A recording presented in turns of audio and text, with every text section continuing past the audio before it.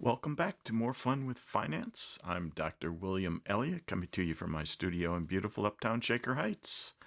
So this chapter is chapter 13. We're going to take the information that we learned out of chapter 12, the history of markets, how to calculate returns, the measure of centrality, how to calculate variances, the measure of dispersion, and we're going to use that information to develop one of the most well-known models in all of finance, and that is the capital asset pricing model, or AKA CAPM.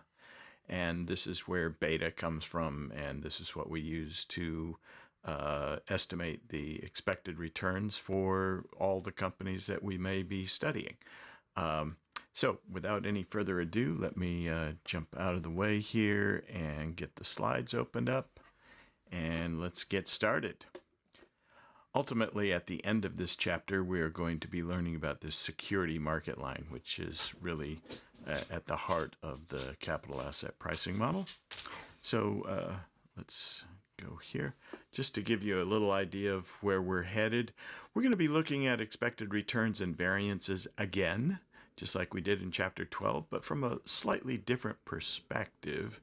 We're going to talk about portfolios, expected and unexpected news, systematic as well as unsystematic risk, how diversification lowers our level of risk, what beta is, what the security market line is, and then finally a little preview of how we can use this information in subsequent chapters when we start talking about cost of capital. All right, so this expected return that we're going to be calculating here,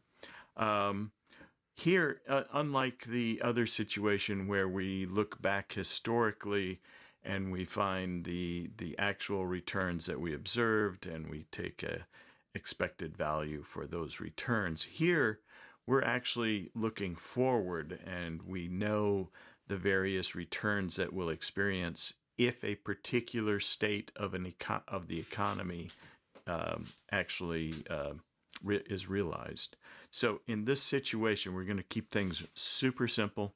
We're going to have two stocks. We have stock L and stock U, and we only have two states of the world in the future. We have a recession state and we have a boom state.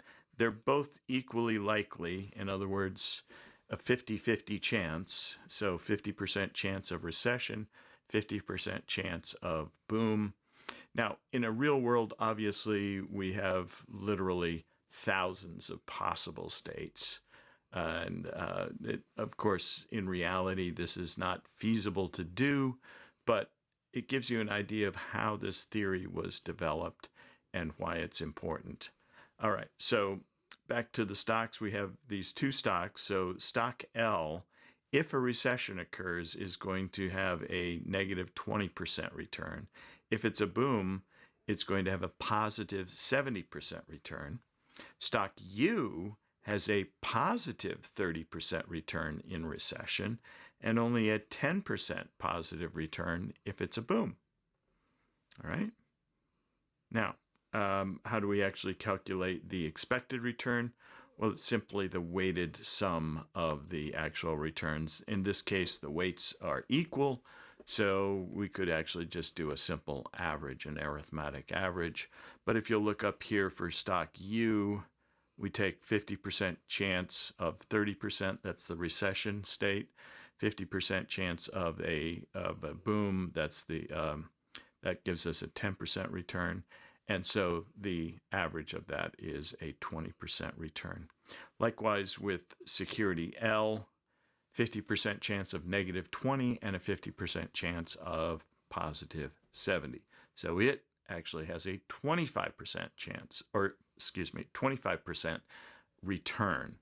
Now, obviously, without looking any further, we certainly would say if I prefer L over U, because it has a higher return. But also recognize that even before we calculate a variance, we'll note here that the return on L goes from negative 20 all the way up to positive 70. That's quite a wide swing. So it's quite volatile compared to U, which is only between 30 and 10. So only a 20% swing versus a 90% swing. So then the question of which security is best for us, which gives us the best return for a given level of risk, it's a little more in doubt. So we're going to have to calculate the measure of volatility. We're going to calculate a variance in this case. First, let's look at the risk premium that we would enjoy here. We have in the case of the security U, we have a 20% projected return, and so our risk premium, if the risk-free rate is 8%, then our risk premium is 12%. Stock L, 25% minus the risk-free rate gives us a 17% risk premium. All right, now we're going to get down to calculating our variances. We have only two possible variations from the mean, so it's very easy to do the variance. We're taking our actual realized 30% minus the mean, or the average. It gives us 10%. Do the same thing, 10 minus the 20%. We get a negative 10%. We're going to square both of those. Of course, we're going to put them into decimal form as well. So here we are down here squaring both of those. That gets rid of the negative sign. Then we multiply it by the probability of each of those states occurring, and we end up with a variance of 0.01. Of course, return squared makes no sense to us, so we take the square root of that to get sigma, or the standard deviation, and that's going to give us a standard deviation of 10%. We could work through the same exercise with security L, and when we do that, we end up with a standard deviation of 45%. So now it's not so clear. We have 25% return for L, 20 for U, but we also have a much higher standard deviation for L than we have for U. So we're still not at a point where we really completely see which of these stocks may provide us with a better return per unit of risk. And then this just shows you calculating that variance in a slightly different way in a tabular form. So I'm going to... If we wanted to put some of our money into each of the assets, L and U, how would we figure that? Well, first we need to know what percentage of our money goes into each. In this example, they're just suggesting that we start off with $200 of net worth. If we put 50 into the one security, we'd have 25% of our money in there. That is 50 out of 200. If we put the other 150, that would mean that 75% of our money goes into the other security. Now, if we wanted to get the portfolio return for a portfolio that has half of our money invested in L and half of our money invested in U, let's see how we would get that return. We could do it one of two different ways. First off, we could use the returns in each state, and we know that half of our money is in L, and so half of that money is going to earn a negative 20% return. The other half of our money is in U, so that's going to earn a positive 30% return. That means that our portfolio overall will earn a positive 5% return. If the boom period occurs, we've got 70% on L, we have 10% on U, and 0.5 times each of those adds up to 40%. Midway between that, or in other words, that 35% difference between these two, divide by 2, that's 17.5, plus 5%, that gives us an expected return for the portfolio of 22.5. That's one way to do it. Right down here is a simpler, maybe more direct method of doing it, where we just take the expected return on each security, L and U, times the weight that we have on that particular security in our portfolio. And we also end up, obviously, with the 22.5, as it should be.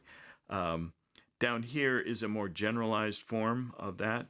So this is the expected return on a portfolio is simply the linear combination of the returns on the individual securities within that portfolio. So in this particular case, we have a portfolio with security 1. X1 is the percentage weight. Actually, it's in decimal form. It's the decimal weight of the security 1 in our portfolio times the expected return on security 1. Likewise, X2 is the weight of security 2 times the expected return on security 2, etc., up to security N, however many securities we have in that portfolio. Portfolio variance, though, is not quite as simple as the expected return. So what we see here is that when we actually calculate this, we're going to use our recession and our boom outcomes that we just calculated on the last slide. So there's a 50% chance of recession. We get a 5% return on our portfolio of security L and U. 50% chance of a boom, we get a 40% return on that portfolio. So we're going to take the average return, that 22.5% that we calculated on the previous slide, and we're going to subtract that from each of these state returns. So we have our 0.05, that's our 5%, minus the 0.225, square that, and we're going to end up with 0.030625. It's a good thing to carry out a few decimal places like this, because when we start adding things up, these decimal places can cause you to get a very different answer for the variance. So it's good to take it out. They take it out 6 places here, and that's a good habit to have. Now, if we do the same thing for the boom period, we get 0.030625 as well. We are going to take that, each of those times the probability of the state. So that's where this 2 times 4 comes in. And that gives us 0.0153125 for both of them. That's not always going to be the case. This just happens to be symmetrical. But don't expect these numbers to always end up being the same. We add those together, and that becomes our variance. We take the square root of that, and there is our standard deviation. It's 17.5%. Wait a minute. Let's think back. What were the variances of the individual securities? Didn't we have something like 25% expected return on L, and 45% was the standard deviation, right? And for U, what did we have? We had 20%, and we had 10% here. So let's see here. The difference between these two, if it was just a linear combination, which, mind you, it is not, but if it were, that's 35% difference, so half of that is 17.5 plus 10.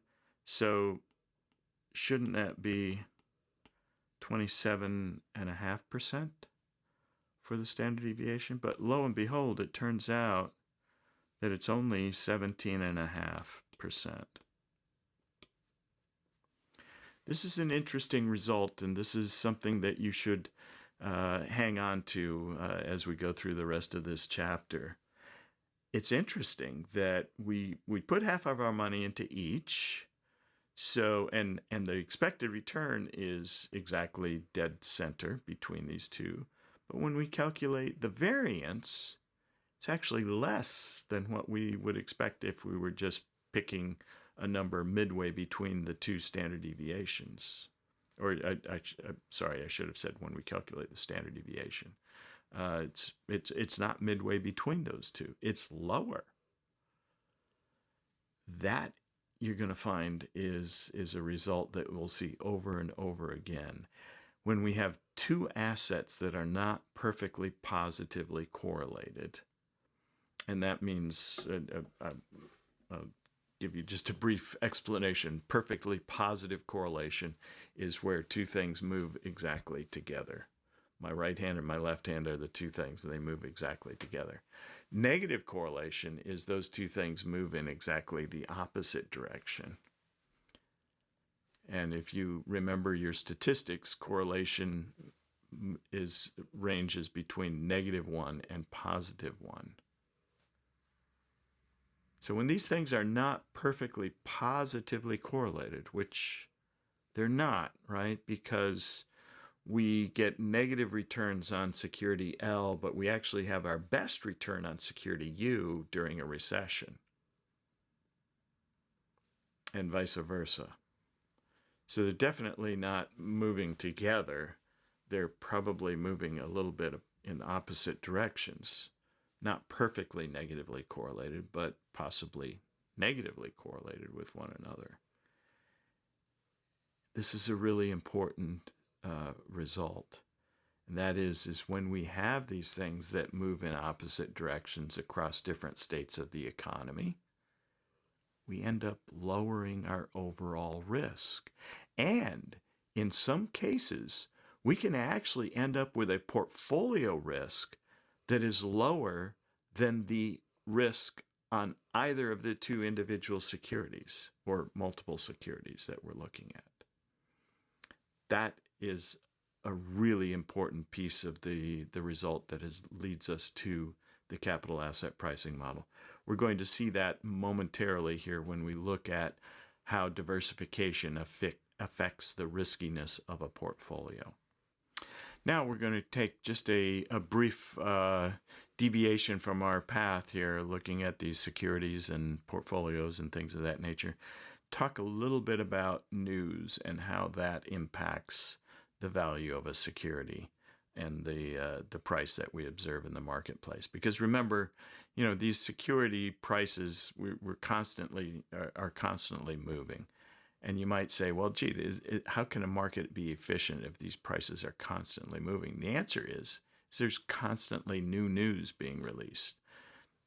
Well, it may not be about the company itself, but it could be about the economy. It could be about a particular sector within the economy. It could be something related to an input to our product that isn't directly related to the company, but if the price of aluminum goes up and we use aluminum in our process, that's going to have an impact on the value of our company. We're probably going to have to raise our prices, which means that we may not sell as many items, we may not make as much profit, et cetera, et cetera. So when we think about asset prices, we always have to think about the news and how that impacts those asset prices. So, there's an expected and an unexpected consequence here. If you look right down here at the bottom, an announcement of new news has two components, really: the expected part and then the unexpected part. So the expected part is, well, every month we get inflation data about how the price levels have changed or not.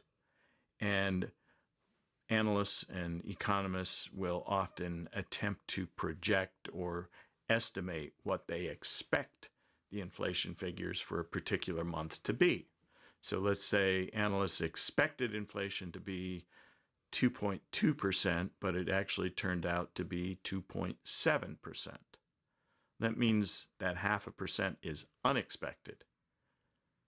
That unexpected part can move markets. Now, if they expected 2.2 and the actual announced inflation was exactly 2.2, theoretically prices might not move at all. They might move just a little bit, though, because the expected 2.2 is not for certain. There's some probability that the economists are wrong in their projection. So the prices could still move even if the actual turns out to be exactly what was forecasted by the economists and analysts. But always keep that in mind. It's not a given that when bad news comes out, that that bad news is going to cause prices to go down. If that bad news was expected to a large degree, then prices might go down a little bit, but not as much as you thought, because the expectation of that bad news has already been incorporated into the price earlier, prior to the actual news being released. All right, I mentioned to you about this diversification and how that impacts the volatility of our portfolios. There was a study done many decades ago now, where they looked at different sizes of portfolios. They started off with a portfolio of simply one security, one stock, right here. Let me go back to the highlighter. So we've got one stock, and they calculated the standard deviation of the returns on that portfolio, and they got just a shade under 50%. Right? Now, here's how they actually did it. They actually took a universe of stocks, and they randomly picked one stock, and then they calculated the standard deviation of a portfolio over a span of time for that one stock. And then they drew another stock, and they did the same thing. They did that over and over and over again. And that's how they arrived at this average standard deviation for a portfolio of one security as slightly under 50%. Now, they did the same exact exercise with two securities. So they went out from the universe of stocks and drew two securities, put it into this portfolio, and looked at the returns, the historical returns of these two securities in this portfolio, calculated the standard deviation for that portfolio, and then did that over and over and over again. Did it for 4 securities in a portfolio, 6, 8, 10, 100, 300, 1,000. And here are those standard deviations for each of those. Now, this is hard to see in tabular form. Let's look at a graph. The graph really says it all. This is really what's happening here. So in this graph, what we see, this line right here, and pardon me, let me move that over, and right here, this curved line is that data that we just saw in tabular form. All right. What you'll notice here is that it's very steep downward sloping right around in this area, and then it starts to level out, and then it becomes nearly horizontal here, and we're assuming asymptotically approaches horizontal out somewhere off to the right there. All right. So if we were to take a horizontal line and start at the bottom, start at this x-axis and start moving it up, what we would find is we'd get a line just like this that just touches or comes close to the line that has the risk for different numbers of securities in a portfolio. Just touches out at the far right-hand side of this graph right out here. All right. So this whole area under this green area, under this horizontal line, we're going to call that non-diversifiable risk. We're going to call that business risk. We're going to call it systematic risk. We're going to call it priced risk. All of those terms get used. They're all synonyms. Sorry there's so many terms, but people keep coming up with different names for it, but they all mean exactly the same thing. That is the risk that we get paid for when we buy a portfolio of stocks. Now, if we look at this area over here, though, let me change the color on this. We look at this part right here, there's some additional risk. And we'll call that diversifiable risk or non-systematic risk or firm-specific risk or idiosyncratic risk or unpriced risk. So we don't get paid to take that risk. Why? I hear everybody asking why. Well, the answer is simple. You can easily get rid of it by simply adding more securities to your portfolio. So a well-diversified portfolio is the only portfolio that we as investors should hold. If we don't hold a well-diversified portfolio, we're taking on some risks here that we could otherwise avoid that we get no extra return for. So why would we ever do that? So this is a very important result found back in I believe it came out of a paper from the 60s, if I remember correctly. But this whole idea of adding additional securities to lower our risk, it's this green area here, down here, that is the business risk, and that is what we get return for. That's what we get that risk premium for, is taking on the business risk. Diversification and unsystematic risk, I've already basically talked you through most of this as we looked at that graph. We always want to have a portfolio, never hold stocks in isolation, or you're taking on extra risk. Now you might be thinking, well, gee, what if I found this great company that is grossly undervalued and I expect it to have huge abnormal returns? Well, okay, buy that company. But recognize that you're taking an extra risk with that company, even though you are getting some extra return in that abnormal return that you found. Ideally, if you could have 100 of those companies that were more or less randomly spread over the economy, so in different sectors and different subsectors, different industries, different sub-industries, then you could conceivably get rid of that unsystematic risk or that unpriced risk. But to get 100 of those companies that have really high abnormal returns requires going through thousands of companies, because most companies are reasonably fairly valued by the market. So it requires a lot of work. There are some techniques that we won't get into in this class because it's an introductory class, but there are some techniques where even if you only have, say, a handful of stocks that have extra abnormal returns that you expect to get from them, that you can combine that with a well-diversified market portfolio. Minimize your risk, maximize your return for a given level of risk. But we're not going to get into that method right now. That's a little beyond us at this point.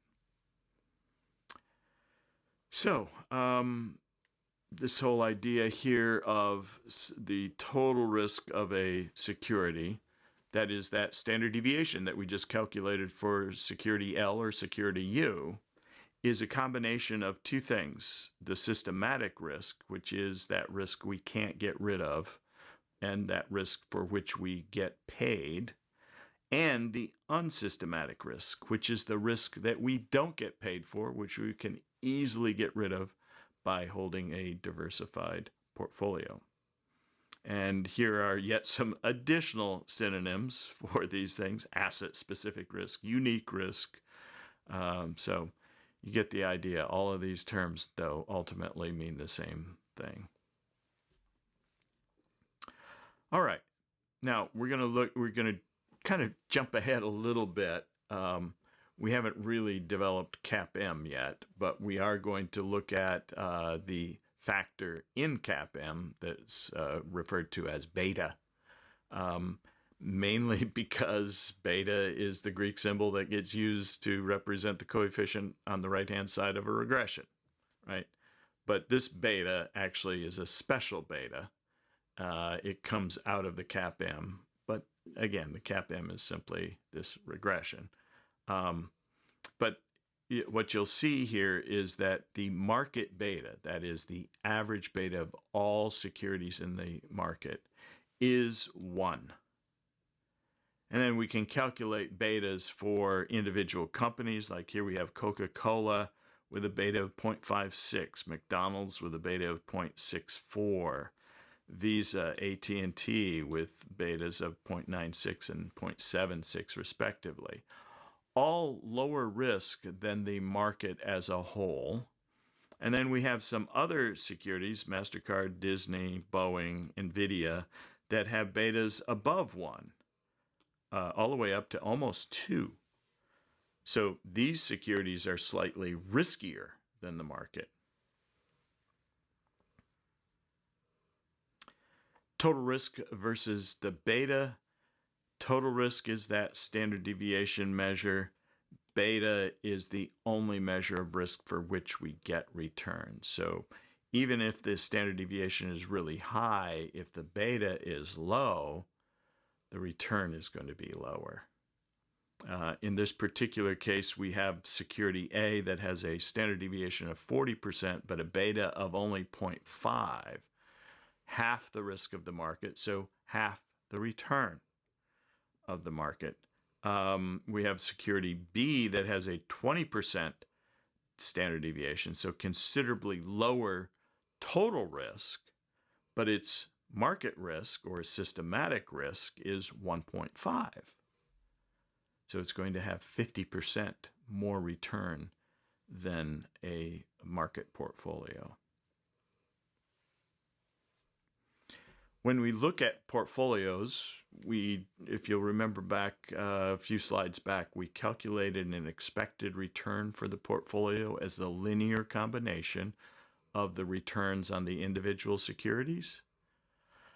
Thank goodness, unlike variance, beta is also a linear combination for a portfolio beta. To get a portfolio beta, we take the linear combination of the individual betas of the stocks in that portfolio.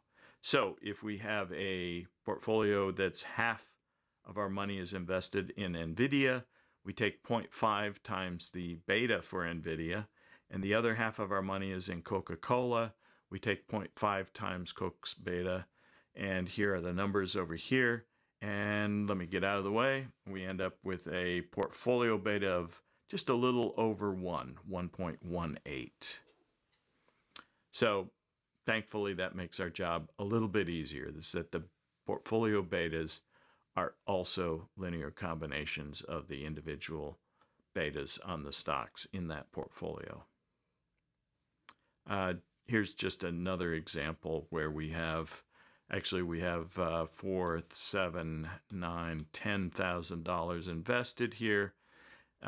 So 10% of our money is in stock A, that's 1,000 over 10,000, 20% in B, 30% in C, and 40% in D. Here's the expected returns for each of these, the betas for each of these. So again, the expected return on the portfolio is simply the linear combination of all of these. So 0.1 times 8% or 0.08 plus 0.2 times 0.12, and so on.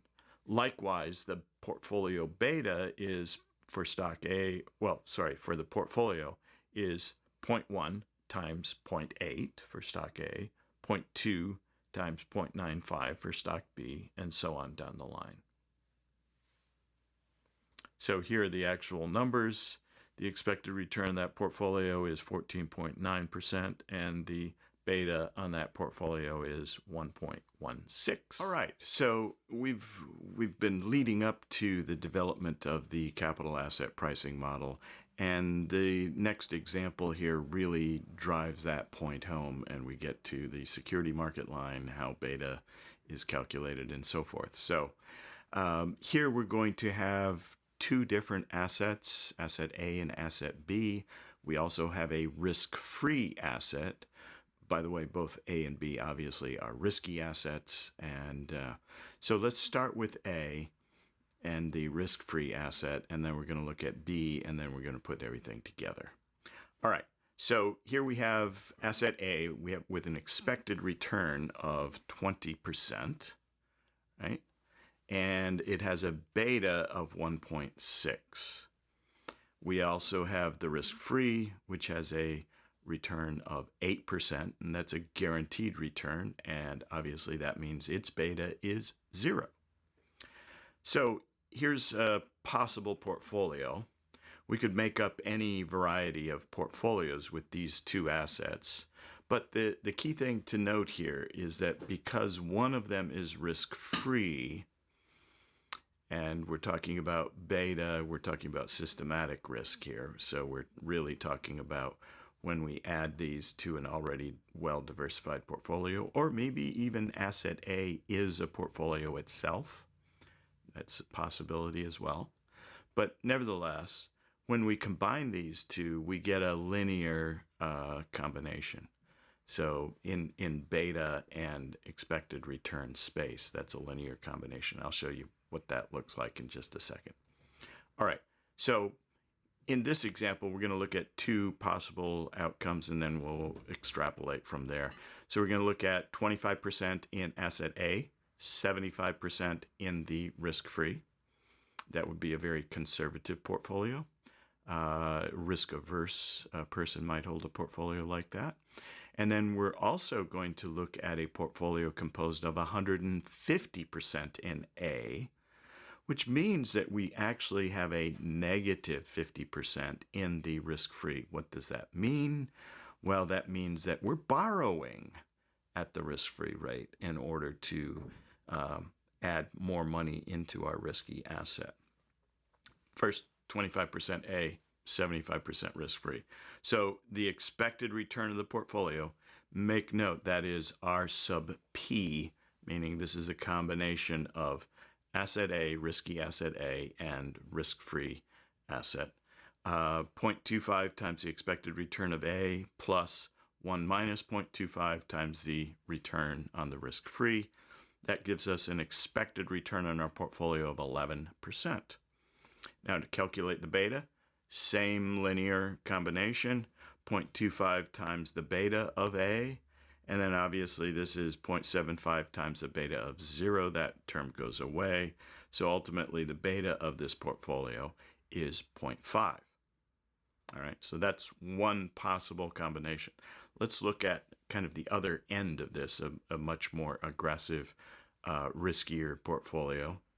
And let's suppose that instead of 25% in A, not even 100% in A, we're actually going to borrow money and make that 150% in A. All right, so if we do that, the expected return on our portfolio is 1.5 times the expected return on A plus 1 minus 1.5, which means that's a negative 0.5 on the risk-free. And so effectively, we're paying that 8% to a person from whom we're borrowing this money. And that would yield a expected return in the portfolio of 26%. And that beta, the beta on the risk-free still, of course, is 0. So the beta is simply 1.5 times the beta of the asset A. And that gives us a beta of 2.4. Now, let's do all other combinations and put it into a table. So here we have 0% in A all the way up to 150% in A. Both the 125 and 150 mean that we're actually borrowing money to lever up our position in the risky asset. This one just simply means the 100%. It just simply means that we put all of our money into the risky asset, nothing into the risk-free. And then 75 and on down means that we're actually lending a portion of our money at the risk-free rate. So here are the calculated expected returns for each of those different portfolios. Here is the portfolio beta for each of those possible combinations. Now let's plot that. And here is what we end up with.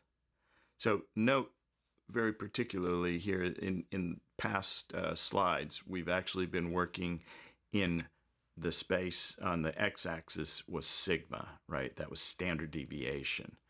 We have changed that because standard deviation no longer applies. That's total risk. We're only looking at the systematic, or what we usually refer to as the market risk here. So here, we have our portfolio beta on the x-axis. And by the way, I should mention that that's why I mentioned earlier that the asset A could actually be a diversified portfolio itself, and that's how we get rid of that that's how we get rid of that unsystematic risk. Right? On the y-axis, it's still the same. It's the expected return on that portfolio. So this line right here plots all possible outcomes. And so we can place ourselves anywhere along that line depending upon our risk tolerance. All right. The other thing to note here is this little formula that gives us the slope of that line. And the slope of that line happens to be the expected return on A minus the risk-free rate. Note that that is also the risk premium, or what's also referred to as the excess return in excess of the risk-free. All right, so that's our numerator. In the denominator, we have simply the beta. So for every unit of beta risk, we are going to receive 7.5% of expected return. All right, if we take on 2 units of beta risk, we get 15% expected return, and so on. So that's an important thing to remember, because we're going to look at the same thing for asset B, and we're going to find that it's a little different. And then we have to deal with that. All right, so this is where we stop with asset A. Now we're going to turn our attention to asset B, which again could be a portfolio itself or could be a single security that we're adding to an already diversified portfolio. But remember, this is we're assuming away that unsystematic risk, that idiosyncratic, firm-specific, whatever you want to call it, that risk, the risk that we don't get paid to take. All right. So asset B has a beta of 1.2 and an expected return of 16%. We still have the risk-free that we can work with. And so down here, suppose that we put 25% into B, 75% into the risk-free. Here's the formula for that, and we'd end up with a expected return of 10%. Let's get the portfolio beta, same sort of calculation as we did with A, 25% times asset B's beta, plus 75% times 0, because the risk-free has no beta, it has no risk. So that means we have a beta for this portfolio of 0.3. Now, if we were to do the same little exercise and look at everything from 0% in the risky asset all the way up to 150% in the risky asset, we would get expected returns on those portfolios like this, and portfolio betas that look like this. We also can plot that, just like we did for asset A in the risk-free, and we would get a line that follows here. All right? Now, the other thing to note, and this is really the important result, and that is, look here at what happens to the slope of this. So this is the same calculation we did with A. If you'll remember, back with A, we got 7.5% per unit of systematic risk. Here, we take the expected return on asset B minus the risk-free rate, which, again, just a reminder, it's the risk premium or the excess return, and we divide it by the beta of B, and we get 6.67% per unit. Remember, always, whenever we're looking at things like this, another thing that is kind of a handy thing to keep in mind is that this result here, it's 0.075. But I always like to think about that latent denominator in there. I always put it in there just to make the point that this is 1 unit of beta risk. Beta's in the denominator, and so this is 1 unit of beta risk yields a 7.5% expected return. Right? So 1 unit of beta risk in this portfolio only yields 6 2/3% return. So now, to answer the question, whether you would prefer asset A or asset B, let's plot the two of them together. So here we have both asset A and asset B on the same plot. It's pretty clear, no matter what the amount of systematic risk we care to take, so that has to do with our individual risk tolerance or risk seeking. So as somebody who is a bit older, with less years of earning in front of me and less ability to make up for bad market downturns in the near term, I'm going to be more risk averse than most of you. So I'm going to be more towards this end of things. You all may be more over towards the right here, higher risk, higher beta, higher return too. We both prefer the same asset, and that is asset A, right? You can see that, right? Because no matter what level of beta risk I choose to take, let's say I'm down here, something under a beta of 1, I have a choice of either getting this return or this return. I'm always going to take the higher return, right? Same level of risk, mind you. And if you're out here and you're looking for more risk, you have a possibility of either this return or this return. Which do you want? Obviously, you want asset A. I want asset A. Everybody is going to choose asset A.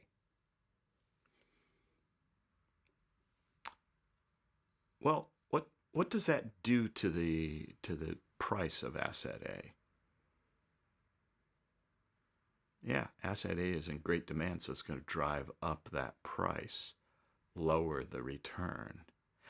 And before we go too much further on this, let me give you a rather simple way of looking at this so you can determine whether the price of the security is going to go up or down based upon the demand and supply, and whether that's going to decrease or increase your expected return on that particular security. Let me talk to you about a simple device that might help to better understand when we want to see the return decreased. What is that? The price increase or a price decrease is what's happening here, and that device is an Arrow DeBrew security. So Arrow and DeBrew were two economists who developed this idea, and it's very, very, very basic. It only holds for a one-period model, but this also is true in multi-period models if we extrapolate. But so the way they looked at things was they said, well, let's think about a world where we begin at time 0 and the world ends at time 1. And we have these assets, and we can buy these assets at time 0, and they pay off at time 1 some amount. And at time 1, they're always going to pay off the same amount. So they're always going to pay off $1.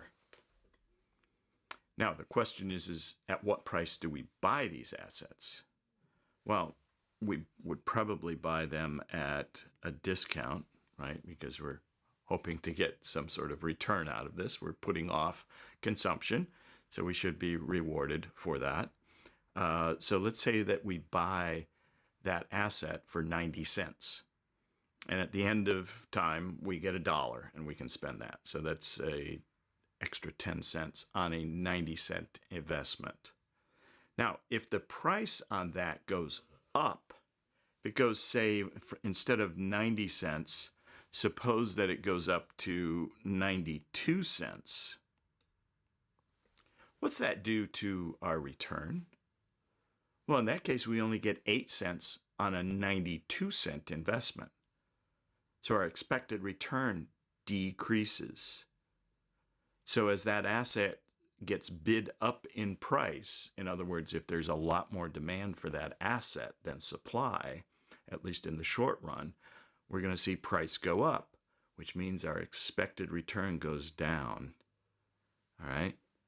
So when we're looking at asset B versus asset A, and we see that asset A is going to be in great demand, asset B not so much, So people are selling asset A, people are selling asset B and buying asset A. That's going to drive the price of asset B down. So from 90 cents, it's going to go down to 88 cents. So it's a 12-cent gain on an 88-cent investment. Whereas asset A's price is going to go up, which means instead of 90 cents, it's going to go to 92 cents or 93 cents. So it's only a 7-cent gain on a 93-cent investment, lower return. So what's going to happen, you can imagine these lines here. What happens is that these lines are going to converge toward one another. In other words, asset A's line is going to shift downward, and asset B's line is going to shift upward. And at some point, they're going to match. Then the market is going to be in equilibrium. No one will want A over B or B over A because they each yield the exact same expected return for a unit of risk. That is where we're headed. That is a really important result. And just use that Arrow de Brue device as a way of helping to figure out, well, wait a minute, which, we'll see a graph here a little bit later on where we've got a dot that's below the line or one that's above the line. You got to figure out, well, is this undervalued or overvalued? This Arrow de Brue device will help you out a lot. I'll show you how that works. All right. So when that happens, when we have our expected return or rather risk premium on A per unit of risk equal to the risk premium on B per unit of risk, then we're indifferent between those two assets, and we'll hold actually both of them. Let's look at a different set of securities here. Let's look at SWMS Co. and Insect Co. We have beta for each of those at 1.3 and 0.8 respectively. Expected return 14% and 10% respectively. Is one of these overvalued relative to the other? Well, first thing we need to do is to calculate the reward to risk measure, and it's reward to systematic risk. So we're going to take our risk-free rate, which in this example is 6%, and we're going to subtract it from the expected return on each company and divide by that company's beta. So for SWMS, we get 6.15%. For Insect Co., we get 5%. So clearly the slope on SWMS is higher, and that's the one we want. Now, which one is overvalued relative to the other? That's a trickier question. When we say overvalued, it means the price is too high. Let's go back to that Arrow de Brue device. So the security that is getting a lower return has a higher price, because remember that period one value is always $1. So what we're buying it at times 0 is discounted. Let's say it's 95 cents. And it's 5 cents over 95 cents. And that's a lower return than, say, if the price was 90 cents. 10 cents over 90 cents is a much higher return. So Insect is the one that has the higher price at times 0. So it's the security that is overvalued. Its price needs to come down. And SWMS's price at the same time, if these are the only two securities and we have investors who have endowments in each, the price of SWMS is going to be coming up, and it's going to meet somewhere in the middle, and that's going to be the same reward to risk that we have for each security. Eventually they'll equilibrate, just like we saw on asset A and asset B in the prior example. Now, just one or two more steps here, and we're at the capital asset pricing model. I do want to warn you that this model may look very simplistic. Believe me, there's a lot more behind it. That we're doing a lot of hand waving here. You can think about it in this more simplistic fashion and still be okay. The basic intuition is still there. But believe me, it's not this easy. I've gone through a much more in-depth review of asset pricing, especially in CAPM, and it can get complicated. But the security market line, that is this line that all securities fall on. They all fall on a line that has exactly the same slope. We're using the same argument that we just used on A and B over here, as well as on SWMS versus Insectco. It's the same line, and that line has a special name. We call that line the security market line, the SML. All right? So what is the slope of the SML? Well, the slope of the SML is going to be the expected return on the market, because remember, we're bringing all securities into play here, minus the risk-free rate. So it's the risk premium on the market. And the other thing we know is that we have defined the market beta as 1. So we're scaling that by 1. So the slope of the SML is exactly equal to the market risk premium, the expected return on the market minus the risk-free rate. Now, one more step and we're at the capital asset pricing model. CAPM basically is the equation of the security market line showing the relationship between the expected return and beta. So here is the theoretical version of that model. The expected return on a security I, note that subscript I there, is a function of the risk-free rate, the market risk premium, and the beta of security I. Again, note that subscript here on the beta. So very simply, it's R sub F plus the market risk premium, which is the expected return of the market, minus R sub F, times the securities beta. All right? Pretty basic stuff here.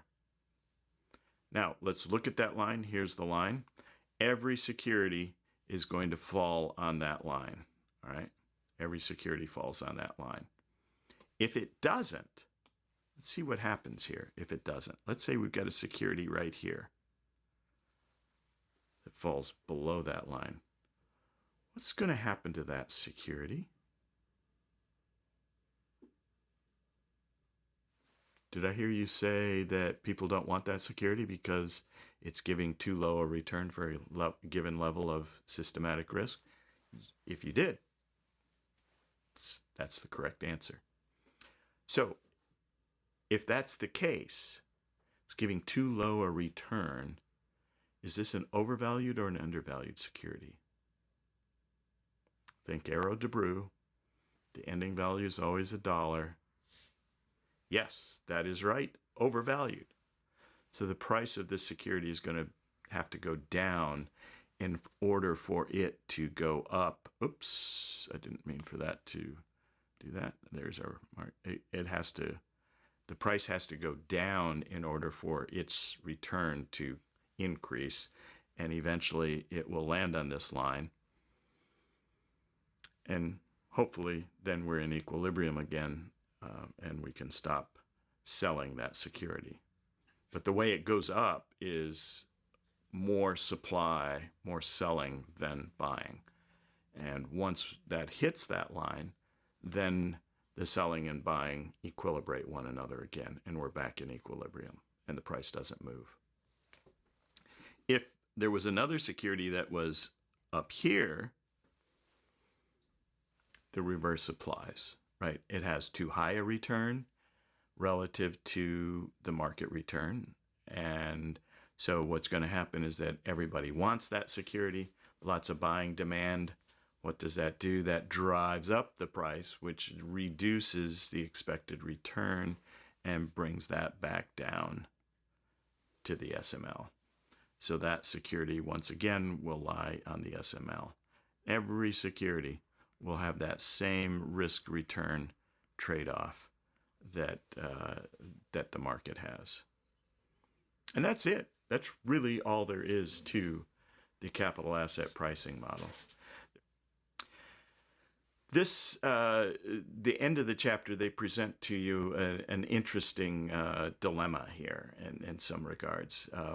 When we're looking at securities in an efficient capital market, the price that we pay is a fair price because that price will presumably yield an expected return that falls on the security market line. So we get the type of return given the level of risk that we're taking. In a capital budgeting project, where we're inside the firm and we're looking for projects for the firm to take on, if we find a project that gives us the efficient expected return that we should get, that would be a project with an NPV of 0. Those aren't projects that we typically would take, right? We're looking for positive NPV projects. So as they wrap up this chapter, they leave you with a bit of a conundrum in that, wait a minute, how do these projects show up? How is it that inside the firm we can get these projects that give us a greater return than the level of risk suggests we should be getting for that project, but outside the firm, when we're buying even that firm's stock, we're going to get exactly the amount of return that we should get given an efficient market. And the brief answer to that is that ultimately inside the firm, we might have a set of assets that are relatively unique. Remember, when I talk about a set of assets, not only am I talking about the physical assets, but I'm also talking about the primary asset of the firm that never shows up on the balance sheet. It's not there. You can look all day long and you'll never find the people.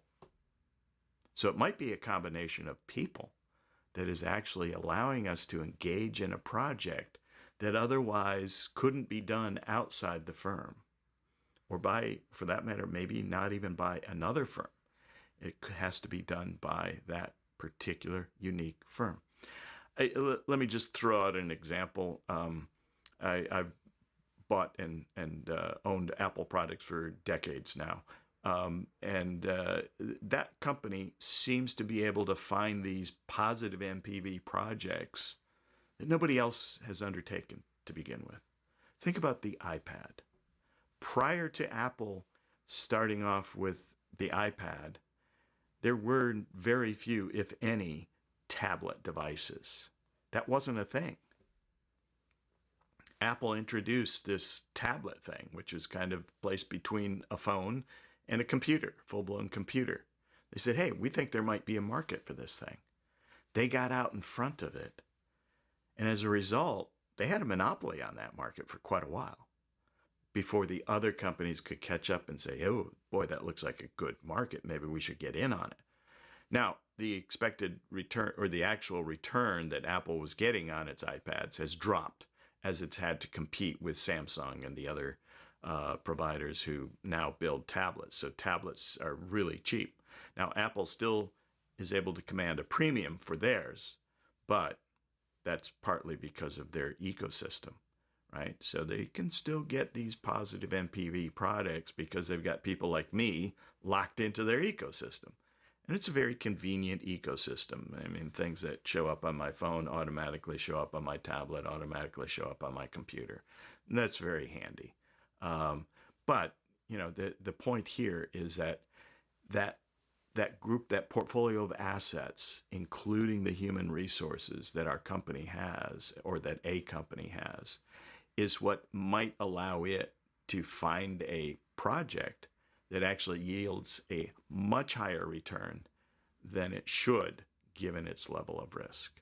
And we get more into that discussion when we start talking about capital budgeting. That's about it for this chapter. And thank you for putting up with me for another hour or so here. And I will see you later.